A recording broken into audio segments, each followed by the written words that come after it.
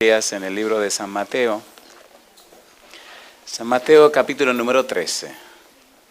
Ayer trabajamos con este capítulo y hoy creo que allí nos detendremos un poco más. San Mateo capítulo 13, versículo 34 y versículo 35. Ahí está la razón de estas 2 semanas. Hay muchas cosas que decir, posiblemente no habrá mucho tiempo para hacerlo, pero trataremos de hacer lo que sea mejor. Dice el versículo 34, todo esto habló Jesús por parábolas a la gente, y sin parábolas, ¿qué cosa dice? No les hablaba, para que se cumpliese lo dicho por el profeta, cuando dijo, abriré ¿en qué cosa dice? En parábolas mi boca, declararé cosas escondidas desde la fundación del mundo. ¿Qué les parece si nos colocamos en pie para orar? ¿Oramos? Querido Padre Celestial, muchas gracias por la oportunidad de reunirnos otra vez para estudiar su palabra. Amén. Señor querido, permite que sus ángeles nos acompañen y que su Santo Espíritu nos dirija. Que hoy escuchemos palabra de vida para vida eterna. Que su Santo Espíritu nos hable, nos instruya, nos enseñe. Y que hoy, Señor, al ir paso a paso a través de su palabra, su verdad pueda penetrar en nuestro ser, en nuestro corazón, en todos nosotros y hacer en nosotros todo conforme a su voluntad. Tráiganos hoy, Padre, palabra de vida para la vida eterna. Que los amigos y amigas, hermanos y hermanas que nos acompañan, pero también todos aquellos que en algún lugar del mundo están escuchando, están viendo la presentación de este mensaje, ellos también puedan tener un acercamiento con usted, puedan recibir su bendición y puedan conocerle mejor. Diríjanos, Dios, y cuídenos. Se lo pedimos en el nombre santo de Jesús. Amén. Amén. Decíamos ayer que una parábola es una comparación. No vamos a detenernos a repetir lo que hablamos ayer porque el tiempo siempre es corto y no hay suficiente tiempo para trabajar con todo lo que quisiéramos. Decíamos también ayer, San Mateo capítulo 13, versículo 11, que el Señor Jesús le dijo a sus discípulos, San Mateo 13, 11, el versículo 10 dice, entonces acercándose los discípulos le dijeron, ¿por qué hablas por parábolas? Y él les respondió, porque a vosotros os he dado saber, ¿qué cosa dice? Los misterios del reino de los cielos, mas a ellos no les es dado. ¿Por qué no? Porque los misterios del reino de los cielos hay que estudiarlo. Cuando usted quiere saber los misterios del reino de los cielos, tiene que dedicarse a aprender los misterios del reino de los cielos. ¿Le gustaría saber cuáles son los misterios del reino de los cielos? ¿Sí o no? ¿Sí o no? Mire el versículo 35 del capítulo 13. Para que se cumpliese lo dicho por el profeta cuando dijo, abriré en parábolas mi boca, declararé cosas escondidas ¿desde cuándo? Desde la fundación del mundo. Si son cosas escondidas, son misterios. En la Biblia, la palabra misterio en el griego significa algo que debe ser descubierto, algo que debe ser dado a conocer. Algo que viene como resultado de la investigación. Por ejemplo, en el libro de Efesios, capítulo número 3. Efesios, capítulo número 3, el apóstol Pablo habla acerca del conocimiento que él tiene acerca del misterio. Y de una vez define lo que para él es el misterio. Efesios, capítulo 3, versículo número 1. Dice el verso 1. Por esta causa yo, Pablo, prisionero de Jesucristo, Jesús por vosotros los gentiles, si es que habéis oído de la administración de la gracia de Dios que me fue dada para con vosotros, que por revelación, ¿qué sigue diciendo? Me fue declarado, ¿qué cosa?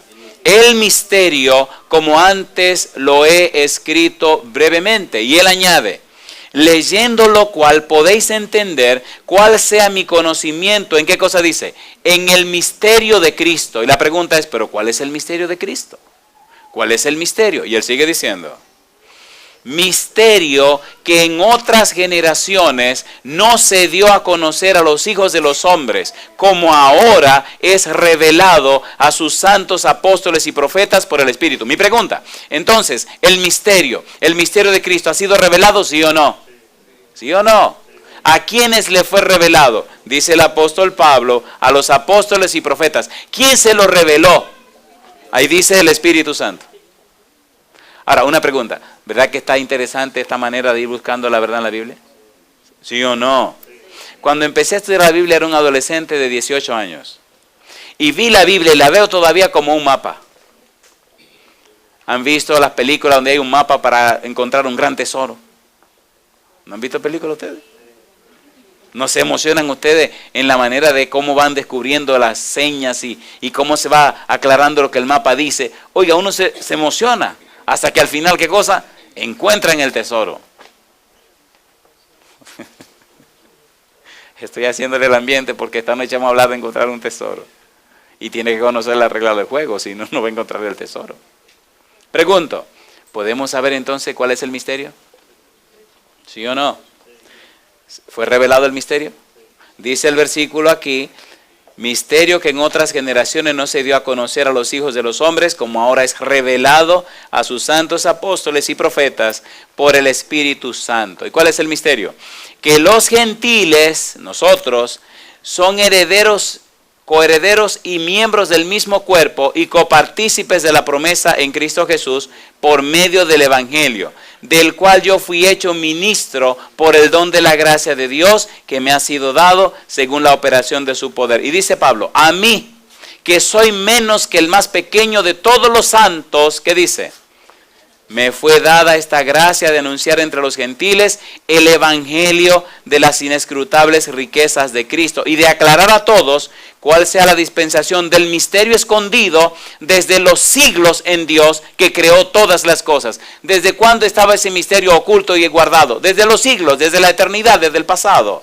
Y ahora Jesús viene con parábolas a revelar el misterio, a dar a conocer el misterio, a instruir a la gente en el misterio, a presentar ante la gente el secreto que la gente no sabía, a descifrar el misterio. Y las parábolas nos ayudan a descifrar el misterio. De allí la importancia de estas 2 semanas. Es posible que usted tenga mucho tiempo en la iglesia y haya leído muchas parábolas. La pregunta es, ¿las entiende? ¿Las comprende? ¿Sabe lo que hay detrás de esas parábolas? ¿Entiende qué fue lo que Jesús quiso decir? Los investigadores de la Biblia juegan con algunos conceptos. Es más, hay una ciencia bíblica que se llama hermenéutica. ¿Cómo se llama? La hermenéutica es la ciencia que hace y trata acerca de la correcta interpretación de la Biblia. Es decir, los que estudian leyes utilizan o trabajan con la jurisprudencia. La jurisprudencia interpreta la ley.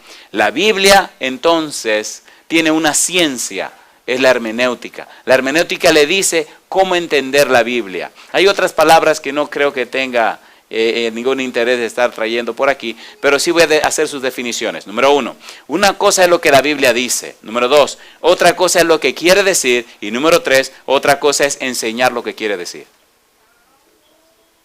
Número 1, lo que la Biblia dice. Número 2, lo que quiere decir. Y número 3, cómo enseñar lo que quiere decir. ¿Qué estamos haciendo con esas 3 cosas? Se llama exégesis. ¿Cómo se llama? Así que cada noche vamos a hacer una exégesis bíblica. ¿Pero cómo? De forma que usted lo pueda entender y que podamos juntos edificarnos en la palabra de Dios. ¿Se entiende lo que estamos diciendo? A ver, ¿sí o no?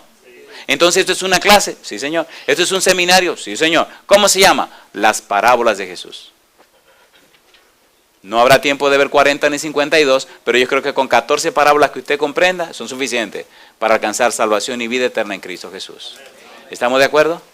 ¿Están listos? ¿Podemos comenzar con la de esta noche? ¿Seguro que están listos? ¿No hay que aclarar un poquito más el negocio este? ¿Sí o no? Vamos a orar. Ustedes están muy serios. Vamos a orar. Pónganse en pie, vengan. Lo noto como muy serio. Suéltense, les digo, suéltense. Suéltense, están muy tensos. Señor, nuevamente tocamos la puerta del trono de su gracia para pedir que su santa gracia nos asista y su espíritu nos llene.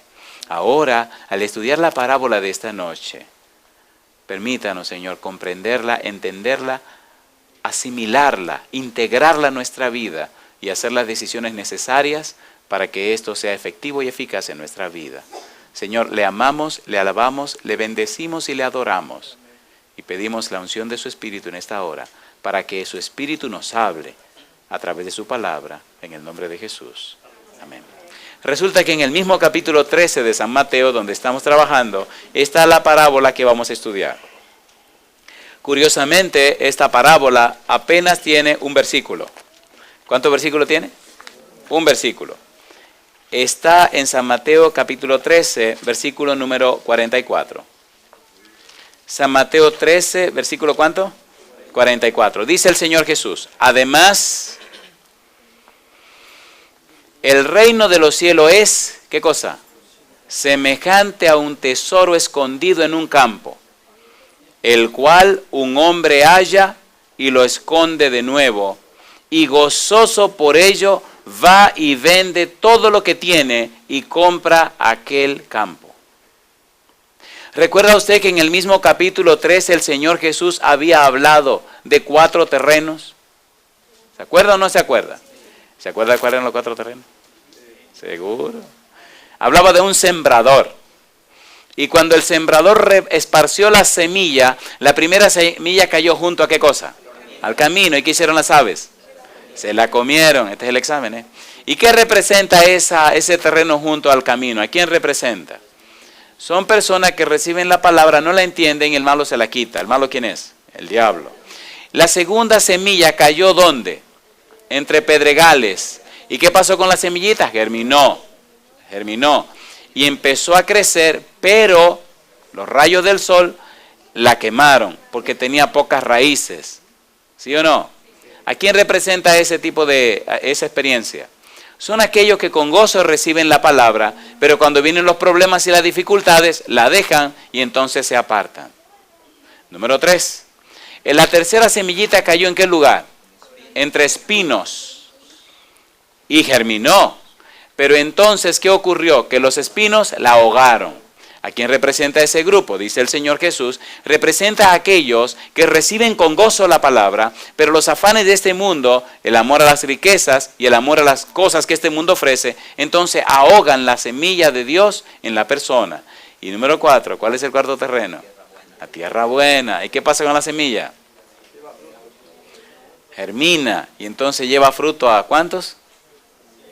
A 100, 60, 30, a todo lo que usted quiera por uno. Así que produce. Ahora Jesús usa otra vez el terreno, pero lo utiliza de otra manera. Ponga atención. Y dice él, versículo 44, además, es decir, ya le hablé de aquella parábola, le voy a añadir una más, para que vayan entendiendo más acerca del reino. Recuerde, el versículo 11 del capítulo 13 dice que estos misterios son dados a conocer a los que estudian, a los que investigan. Y es lo que estamos haciendo. Y recuerde que la palabra misterio significa algo que debe ser dado a conocer. Y recuerde que la Biblia dice en Efesios capítulo 3 que el Espíritu Santo reveló ese misterio a los apóstoles y a los profetas. ¿Lo leímos o no lo leímos? ¿Sí o no? Entonces, si fue revelado, usted y yo lo podemos descubrir. ¿Cierto o falso? Ahora vamos a ver qué es lo que pasa con esta parábola. Mire qué cosa rica. El reino de los cielos es semejante a un tesoro escondido. ¿Cuál es la situación aquí? ¿Un tesoro cómo? Escondido. ¿Dónde está escondido el tesoro? En un campo. Y sigue diciendo, el cual un hombre halla. ¿Y qué hace otra vez? Lo esconde de nuevo. ¿Y cómo se pone? Gozoso. Por ello va y vende todo lo que tiene y compra aquel campo. Vamos a entender esto. En la época de Jesús no existían los bancos, donde usted podía depositar lo que usted tenía. Ni existía el dinero tampoco. La gente tenía su asunto en monedas de oro, monedas de plata, en piedras preciosas, etc. Así tenían los tesoros. A veces, como no había banco donde guardarlo y cualquiera se lo podía robar, mucha gente tenía los tesoros enterrados en su casa, o en la pared de su casa, o en algún cofre. Y generalmente lo enterraban en cofre o en algún envase de barro, de manera que la humedad no dañara el envase, sino que lo preservara. Y como el barro viene de la tierra, pues se preserva por una cantidad inmensa de tiempo. A veces había problemas entre una nación y otra, y los que venían de otro lugar acababan con todo y se robaban todos los tesoros. Las personas mejor lo enterraban.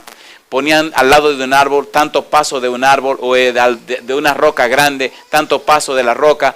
El asunto es que muchas veces morían esas familias y esos tesoros quedaban escondidos allí. Al pasar el tiempo, alguien podía estar trabajando en un campo ajeno, labrando la tierra y de repente, ¡pum!, se encuentra con un cofre. Y cuando ve lo que hay, dice, no, espérate. Si digo que esto está aquí, el dueño del terreno es el propietario de todo lo que aparezca en su terreno. Así estaba establecido en la ley. Pero ¿qué dice el tipo? Espérate, este tesoro perteneció a alguien, quién sabe cuánto tiempo hace. Volvió y lo escondió, se fue a su casa, vendió la casa, vendió la ropa, vendió los zapatos, vendió el asno, vendió el caballo, vendió todo lo que tenía, lo vendió todo. Y entonces, ¿qué hizo con ese dinero? Compró el campo. Y al comprar el campo, todo lo que el campo tiene, ¿de quién es ahora? Es de él. ¿Fue sabia la decisión del hombre? ¿Usted cree que sí? ¿Sí o no? A ver, ¿sí o no? Pues claro que sí. Si lo pobre infeliz lo que reunió fueron $10,000 y el tesoro cuesta 60 o 70 millones de dólares, ¿valió la pena o no valió la pena? Ahora, ¿qué es lo que Cristo nos quiere decir? Aquí viene lo lindo. ¿Qué es lo que significa la parábola? Tenemos que hacerle pregunta a la parábola. Primera pregunta, ¿quién está diciendo la parábola? El Señor Jesús. Primera pregunta. ¿Qué cosa es el reino de los cielos? Recuerde que Él dice, el reino de los cielos es semejante a. Es decir, A, reino de los cielos, es semejante a B, parábola. Si usted descubre B, la parábola, descubre el reino de los cielos. ¿Se entiende? ¿Se entiende o no se entiende? Si usted quiere saber cómo conseguir el reino de los cielos, descubra la parábola. Si usted descubre la parábola, si entiende la parábola y hace lo que la parábola dice, ¿qué se lleva a usted? El reino de los cielos. ¿Sí o no? ¿Sí o no? Seguro que sí. A ver, comencemos primero por esa palabra, el reino de los cielos. ¿Verdad que todos queremos ir al reino de los cielos? Pues no van ahí. Mire qué interesante. Porque al reino de los cielos uno no va. Ay. Porque el reino de los cielos no está hablando del cielo, está hablando de una persona. Es una persona el reino de los cielos. ¿Ven cómo comienzan a cambiar las cosas? ¿No un tesoro que la persona encuentra? ¿Sí o no? Entonces no es un lugar donde la persona va. Pastor, ¿qué le pasa a usted? Mire, espérese, esto me está confundiendo, pastor. Vamos a ponernos claros. Ok, San Lucas. Capítulo número 17, versículo 21. ¿Verdad que se va a comenzar a poner bueno esto? San Lucas 17, 21. Versículo 20, 21. San Lucas 17, 20, 21. Voy a ser bien preciso porque no disfrutamos de todo el tiempo que quisiéramos. Pero después, si usted quiere, nos sentamos y le damos más grande, más duro al negocio. Me fascina esto. Dice el versículo 20. Preguntado por los fariseos, ¿cuándo había de venir el reino de Dios? Les respondió y dijo. ¿Qué le preguntaron los fariseos? ¿Cuándo va a venir el reino de Dios? Y Jesús le contestó, el reino de Dios no vendrá con advertencia, ni dirán, helo aquí o helo allí, porque he aquí el reino de Dios está entre vosotros. ¿Quién estaba entre ellos? Entonces, ¿quién es el reino de Dios? Jesús. Si usted tiene a Jesús, tiene el reino de Dios. Si no lo tiene, por más cristiano que usted sea, no tiene nada.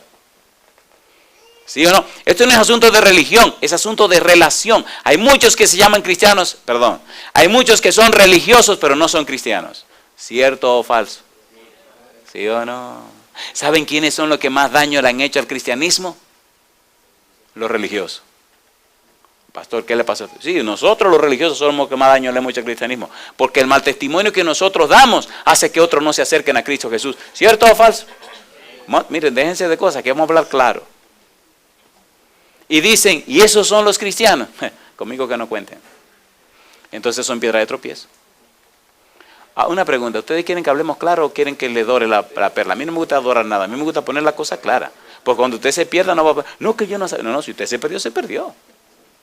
Olvídese. O si salvó, se salvó. Pregunta número 1. ¿Quién es el reino de Dios? Cristo Jesús. Cosa linda. ¿Quién es el reino de Dios? Jesús. Y ya de ahí usted puede añadirle todo lo que usted quiera. No, que la Biblia dice, que diga lo que usted quiera, pero él dice, el reino de Dios está entre ustedes. No es una cuestión que viene, no. Yo soy el reino de Dios. Y así vamos a ver muchos títulos lindos que tiene el Señor Jesús. Ok, vamos a trabajar con la parábola, vamos a seguir descubriendo cosas. Número 1, San Mateo capítulo número 13, versículo número 44. San Mateo 13, 44. Recuerde que decía, el reino de los cielos es semejante a un, ¿qué cosa? Tesoro escondido en un campo. ¿Tesoro escondido dónde? En un campo. ¿Encontró la persona el tesoro en el campo? ¿Podía llevarse ese tesoro? No, porque el campo no era de él. Cosa rica. Primero tenía que hacer ¿qué cosa para llevarse el tesoro? Comprar el campo, comprar el terreno. Ahora, si el reino de los cielos es Jesús y es semejante a un tesoro, entonces ¿quién es ese tesoro? ¿Quién es el tesoro? Cristo Jesús. ¿Y dónde está ese tesoro? En el campo. ¿Y cuál es el campo? ¿Dónde yo puedo ir a buscar ese campo para hollar y sacarlo? ¿Le gustaría que fuéramos a ese campo ahora mismo? A ver, ¿sí o no? Una pregunta. ¿Está interesante esto o no está interesante? A mí me gustan estas cosas porque me gustan las profecías también. Me fascinan. Porque cuando uno va profundizando y descubriendo más cosas, en estos días recibí un libro de un doctor argentino. Hizo un trabajo maravilloso. El capítulo de la Biblia más difícil de entender y de explicar se llama Daniel capítulo 11. Toda la Biblia entera es una belleza, pero si usted se sienta con Daniel 11, va a sudar. Y este hombre hizo todo un trabajo sobre ese capítulo, versículo por versículo y palabra por palabra. Y cuando uno se sienta a leer eso, ay, es como si uno estuviera comiéndose un manjar. Mientras uno más estudia la Biblia, más crece. Y mientras más crece, se hace más feliz y se confirma más su salvación. Una pregunta, ¿está usted haciendo planes para salvarse, para ir al reino de los cielos? ¿Para ir al cielo? ¿Recibiendo el reino de los cielos que es Cristo Jesús? ¿Cuántos tienen planes de salvarse? Gloria a Dios. San Mateo capítulo número 6, versículo 19 en adelante. Vamos a empezar a entender algunas cosas. Ahorita vamos a hablar de dónde está ese campo. Pero vamos a hablar primero de lo que hizo el hombre para comprar el campo. San Mateo capítulo 6, versículo 19. El tipo encontró el tesoro, lo tapó otra vez, lo escondió, salió corriendo a vender todo lo que tenía. ¿Qué significa eso? San Mateo capítulo 6, versículo 19. ¿Qué dijo Jesús? No os hagáis tesoros en la tierra, donde la polilla y el orín corrompen, y donde ladrones minan y hurtan. ¿Eso es cierto o falso? Sino haceos tesoros, ¿dónde? En el cielo, donde ni la polilla ni el orín corrompen, y donde ladrones no minan ni hurtan. Porque donde esté vuestro tesoro, ¿qué cosa?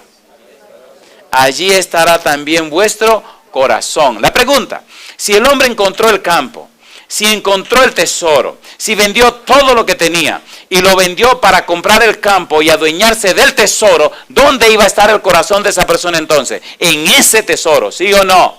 Ahora, ¿por qué? Porque le costó todo lo que tenía.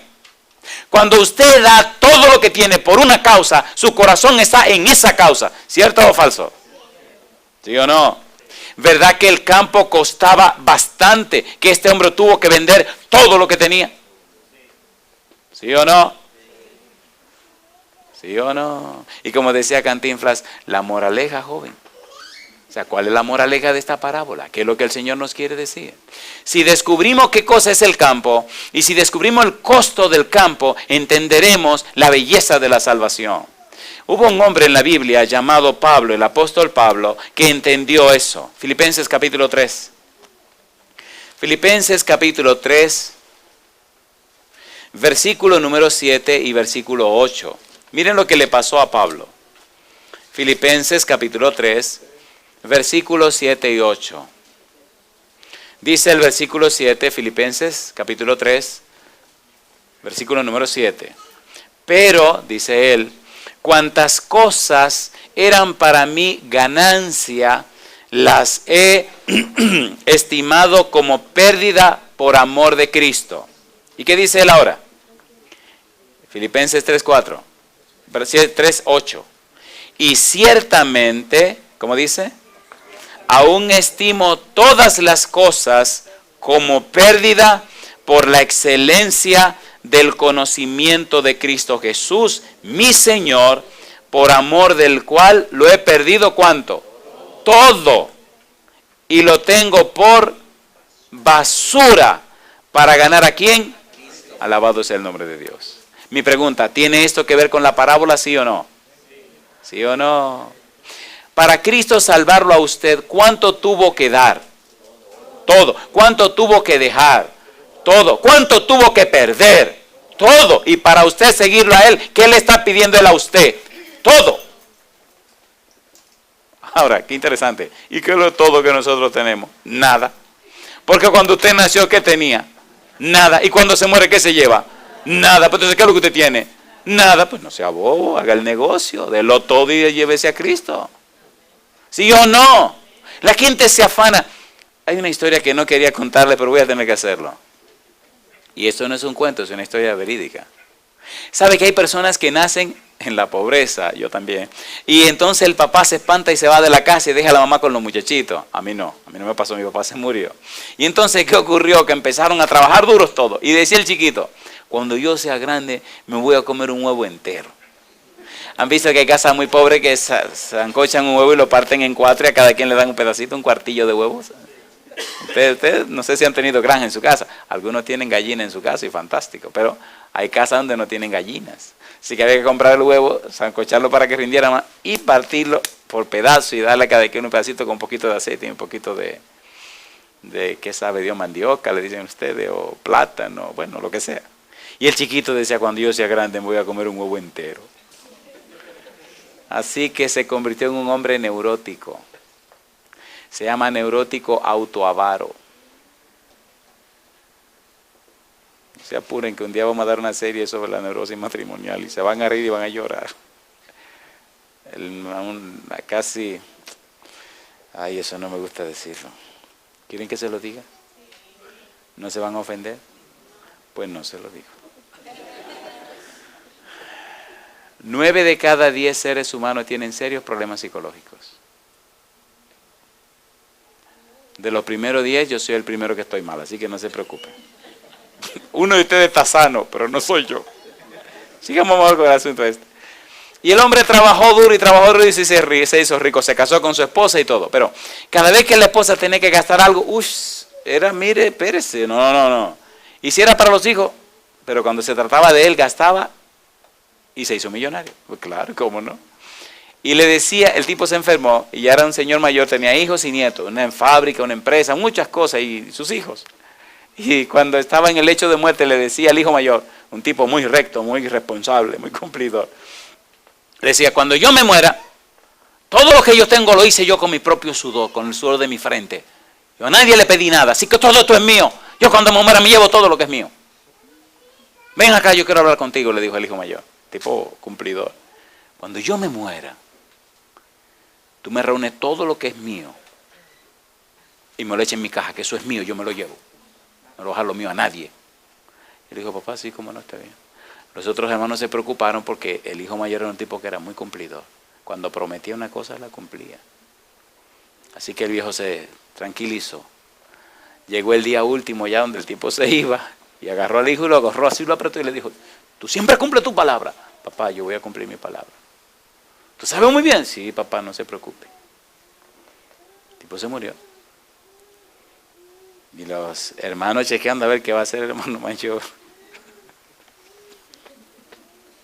Ustedes son curiosos, lo veo a todos así esperando y entonces ahora. Compadre, llegó el último día y lo llevan a la funeraria, un funeral de esos funerales pesados. Y llega la parte final donde se tiene el sermón. Se termina todo, entonces se cierra la caja. De esas cajas de medio cuerpo, usted ve al muerto desde la cintura para arriba, una caja pesada, una caja cara. ¿Le gustaría a usted una de esas, verdad que sí? A mí no. De ningún tipo la quiero así. Entonces, llegó el momento de cerrar la caja y sellarla con unos tornillos que hay en unas crucecitas muy lindas, pero cuando te le hacen así, se pega la tapa con lo de abajo y ya ahí te fastidiaste y te quedaste encerrado. Y entonces llega el momento y cuando ya tapan, los hermanos hacen y dice el hermano mayor, un momento, por favor levanten la tapa. Y levantan la tapa. Y él hace así, entra la mano en su saco y saca una chequera. Y muy serio la pone encima de la caja y comienza a escribir. Y hace un cheque a nombre de su papá. Y le pone la cantidad total de todo lo que significaba la fortuna que el papá tenía en dinero, en propiedad, de todo se lo puso. Y como él firmaba junto con su papá, se lo firmó. Rompió el cheque, se lo puso. El papá estaba así muy serio, porque estaba muerto. Y le puso el cheque ahí en el pecho, ahí arriba. Y entonces le dice, papá, ahí está todo lo que tú tienes. Cuando llegue allá, cámbialo.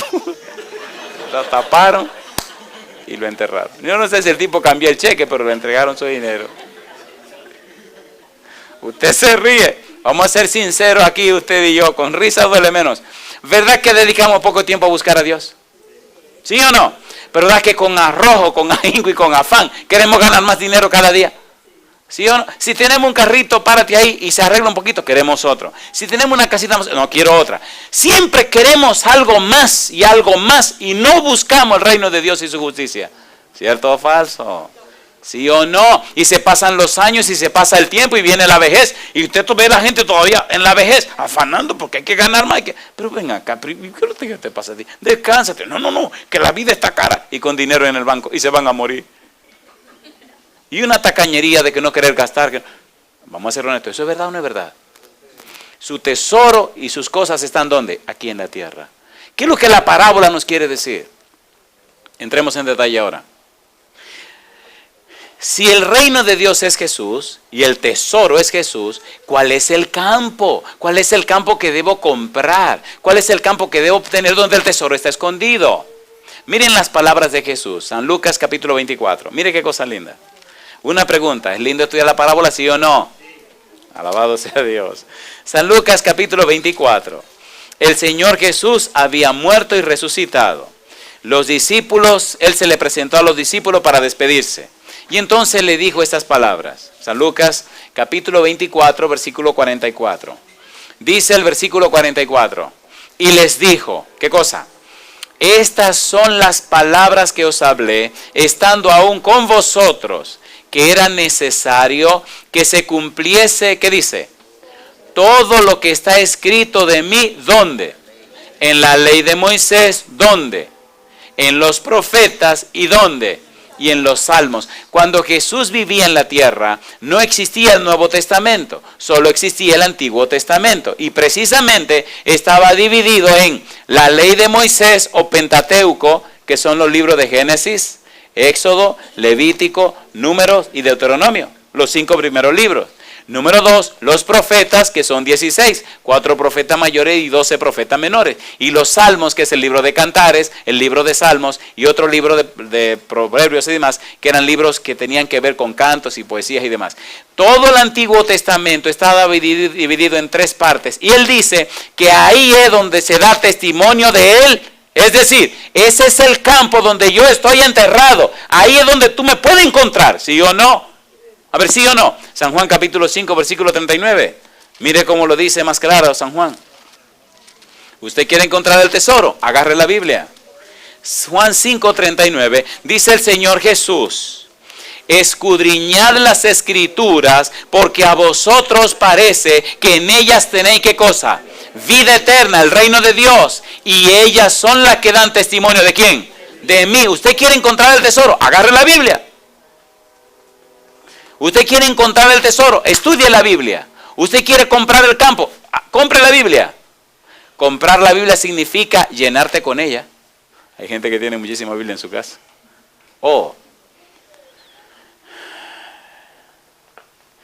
Un señor pasaba montado a caballo por una comunidad rural, un campo. Y llegó a una casa donde se hablaba de una señora que era muy buena gente, muy cristiana, muy tranquila. Y entonces toca a la puerta, La señora sale, abre la puerta y muy amablemente le pregunta, ¿en qué puedo servirle? Y aquel caballero muy sonriente, con la fusta en la mano, esa cosita que usan para darle a los caballos para que corran más, con la fusta en la mano le dice, señora, ¿usted sería tan amable de regalarme un vaso con agua, por favor? Oh, sí, cómo no, caballero, entre, siéntese, ahora mismo le traigo el agua. Y en lo que la señora fue para atrás a buscar el agua, él miró un librero que la señora tenía.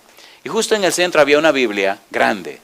Y él se sonrió, sacó la Biblia, la puso sobre la mesa, sacó su billetera y sacó 6 o 7 billetes de $100. Y con una sonrisa abrió la Biblia y fue poniendo los billetes de $100 en diferentes partes de la Biblia y la colocó otra vez en su lugar. Tomó el agua y se fue. Pasaron 4 años. Y volvió a pasar por aquel lugar. Mire, 6 o 7 billetes de a 100 en ese tiempo eran una fortuna. Porque la casita que la señora vivía no valía $100. Ustedes me están entendiendo. ¿Qué le dejó dentro de la Biblia? Escuche. Vuelve y se detiene frente a la misma casita porque le sorprende. ¿Cómo es posible que siga viviendo en esa misma casita cuando le dejé una fortuna en su casa? Y entonces toca la puerta. Y la misma señora viene, un poquito más vieja, claro. Y bien así medio desbaratada, porque con el tiempo la gente sube o baja, usted no se queda en el mismo sitio. Y entonces le dice la señora, ¿en qué le puedo servir? Dice, ¿usted sería tan amable de por favor regalarme un vaso con agua? Oh sí, como no, caballero, entre y siéntese. Y en lo que la señora fue para atrás, él extiende la mano y ala la Biblia. Y cuando la abre, ¿a qué no me dice que había ahí adentro? 6 o 7 billetes de a $100. Lo recogió uno por uno, lo dobló, lo echó en su camisa, puso la Biblia ahí, tomó su vaso de agua, se lo tomó y se fue. ¿Qué perdió la señora? No perdió nada, ella nunca lo tuvo. Cuando usted pierde algo, cuando usted lo tiene, ¿sí o no? Nunca lo tuvo, nunca lo buscó, nunca lo aceptó. Vamos a ser sinceros, ¿cuántos tesoros tiene la Biblia que usted no ha disfrutado? Entonces usted nunca lo ha tenido. Y ese es el punto de estas 2 semanas. Usted tiene que descubrir el tesoro, ¿o no? ¿Está usted dispuesto a pagar el precio? A ver, ¿sí o no? ¿Cuánto hizo el hombre para comprar el campo? Vendió todo lo que tenía, pero se llevó el gran tesoro. ¿Está usted dispuesto a vender todo lo que tiene para ganarse el gran tesoro? Pastor, ¿qué significa vender todo lo que uno tiene? Bueno, significa que ahora no es la agenda tuya, sino la agenda del Señor. Significa que ahora no va a hacer lo que tú quieras, sino lo que el Señor te diga que debe hacer. Significa que ahora no va a vivir para perderte, sino que va a vivir para salvarte. Significa que ahora tú vas a ser conforme a lo que Dios dice, porque ahora Dios va a ser el dueño de tu vida. ¿Quién sabe más de lo que te conviene que Dios? ¿Quién sabe más? ¿Quién sabe más? Dios. El único que sabe lo que te conviene es Dios. Y le dijo al agricultor al Señor, mira, yo voy a sembrar la tierra, pero quiero que haga como yo te diga. Y papá Dios le dice, ¿cómo no? ¿Está bien? Óyeme bien, Señor, yo solo quiero que tú hagas como yo te diga, porque yo tengo toda la vida sembrando y yo sé de agricultura. Está bien, mi negro, yo voy a hacer como tú digas. Ok, el tipo limpió el campo que tenía, y entonces lo limpió y le dijo a Dios, quiero que llueva. Y entonces papá Dios le dijo, así que llueva, ¿cómo la quiere? Dice, buen aguacero, ¿ok? Para, Señor. Paró el Señor. Esperó unos días y la tierra que estaba húmeda, y entonces la rompió, la aró, esa tierra quedó preciosa, empezó a hacer los surcos y a preparar todo y sembró. Y después que sembró le dijo a Dios, ahora quiero una lloviznita suave, no muy fuerte para que no me rompa los surcos, suave, con mucha delicadeza para que la semilla, ¿qué cosa? Germine, como no, mi negro, suavecita. ¿Así te gusta? Sí, fantástico. Oye, germinó toda la semillita y eso se veía precioso. Y empezó a limpiar. Y cuando las plantitas estaban un poco fuertecitas, le dijo, una lluvia no muy fuerte, para que, ¿me entiendes? Se ponga más fuerte la plantita. Y así ocurrió. Y crecieron todas y se llenó todo precioso, verdecito. Y se llenaron todas las plantitas de flores. Y flores, y flores, y flores, y flores, y flores. Y él le decía a Dios, no me mande lluvia ahora porque se me caen las flores. No hay problema, mi negro. Y flores, y flores, y flores. Se fueron en flores todas las plantitas. Y entonces el tipo le decía a Dios, ¿y ahora qué? Le decía el Señor, no, dime tú. Ahí tiene flores. Dice, sí, pero no hay ni un solo fruto. Yo digo, voy a hacer como tú digas. ¿Qué quiere ahora, mi negro? ¿Quiere lluvia? No. ¿Quiere sequía? No. Entonces, ¿qué quiere? Vamos a ser sinceros. ¿Verdad que a veces queremos vivir como nos da la gana? Vamos a ser sinceros, ¿sí o no? Queremos hacer como nosotros creemos. Pero si Dios nos hizo a nosotros, ¿quién va a saber más de nosotros y mejor que Dios acerca de nosotros? Y entonces le dice al campesino, preocupado a Dios, bueno, pues haz algo. Dice, no, yo estoy esperando, tú dijiste que hiciera como tú querías, dime qué hago yo ahora. Tú no estás jugando a ser Dios, dime qué quiere que haga ahora. Señor, perdóname, yo no sé. Dice, mi negro, se te olvidó pedir una cosa. Dice, ¿cuál? Se te olvidó decirme que envíe los vientos del norte. Vientos del norte, ¿y para qué quiero yo vientos del norte? Querido, los vientos del norte traen los granos de polen que germinan la flor y entonces nace el fruto. Ah, pero yo no sabía. Dice, hay muchas cosas que tú no sabes. ¿Qué te parece si me dejas seguir siendo Dios y tú solo haces lo que yo te digo? Pidió los vientos del norte, vinieron los granos de polen, germinaron todas las florecitas y una cosecha tremenda. Pregunta para usted, ¿quiere jugar a ser Dios? No se atreva. ¿Le gustaría dejar que Dios siga siendo Dios? ¿Quiere pagar el precio para tener el tesoro? ¿Sí o no? Aunque pierda algunos amigos. Póngase en pie si verá que usted se atreve a pagar el precio. En la Biblia dice, en el libro de San Lucas, y me gusta la Biblia por esto, San Lucas capítulo 9, y con esto voy a terminar. San Lucas capítulo número 9. ¿Verdad que las parábolas son apasionantes? A ver, ¿sí o no? Sí. San Lucas capítulo 9, versículo 23 al 26, dijo el Señor Jesús, San Lucas 9, 23, y decía a todos, ¿qué cosa? Si alguno quiere venir en pos de mí, niéguese a sí mismo, tome su cruz cada día, ¿y qué cosa? Y sígame, porque todo el que quiera salvar su vida la perderá, y todo el que pierda su vida por causa de mí, éste la salvará. Pues, ¿qué aprovecha al hombre si gana todo el mundo y se destruye o se pierde a sí mismo?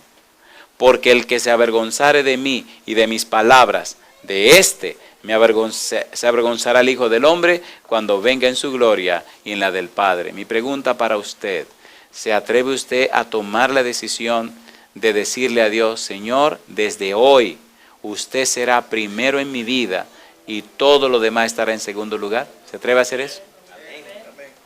¿Cuántos se atreven a hacer esa decisión? ¿Puedo orar a Dios por esa decisión suya? ¿Está usted dispuesto a pagar el precio?